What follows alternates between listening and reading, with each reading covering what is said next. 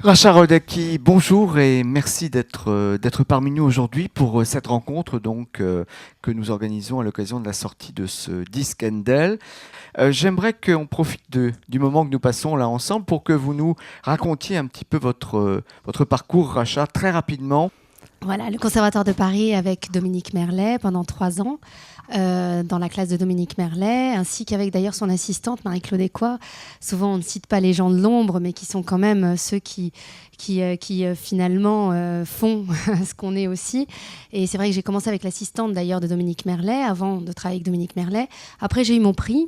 Et puis, j'ai toujours rêvé d'aller à Moscou, d'aller au Conservatoire Tchaïkovski. C'était vraiment un rêve depuis que toute petite.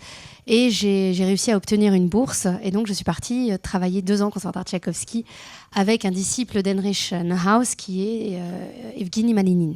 Voilà. Donc j'ai eu la chance aussi, quand j'étais en Russie, de rencontrer des pianistes aussi merveilleux que Bashkirov, Dimitri Bashkirov, et puis également Lev Naumov, qui est un grand pédagogue et puis également la grande Nikolaïeva. Voilà, ça a été vraiment des rencontres très riches, très intéressantes. J'assistais aussi aux cours. Ça aussi, ça a été une part de ma formation.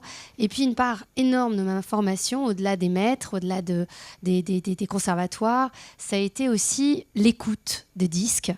Quand vous êtes en Russie, à l'époque de la Russie, pas aujourd'hui, hein, mais il n'y a pas grand-chose à faire.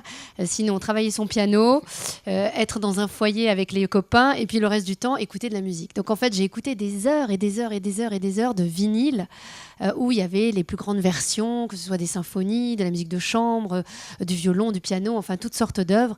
Et ça m'a énormément aussi appris. Et puis bon, il y a ensuite donc cette rencontre avec Murray Per. Comment ça s'est produit?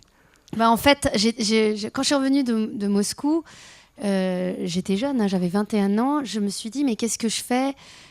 Où j'ai envie d'aller travailler?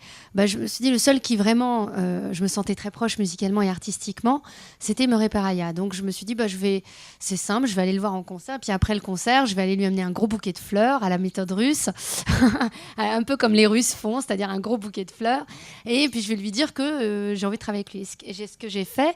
Et il a été adorable. Il m'a dit, je fais des masterclass à Florence. Si vous souhaitez venir, essayez de postuler et de voir si c'est possible, parce qu'il y avait un concours quand même d'admission. Donc j'ai fait ce concours, j'ai réussi et j'ai travaillé avec lui dans cette première masterclass. Suite à ça, j'ai fait une deuxième masterclass en Allemagne, à Lübeck. Et puis après, j'ai eu le privilège et l'honneur et la chance de travailler avec lui dans le cadre privé à Londres, chez lui.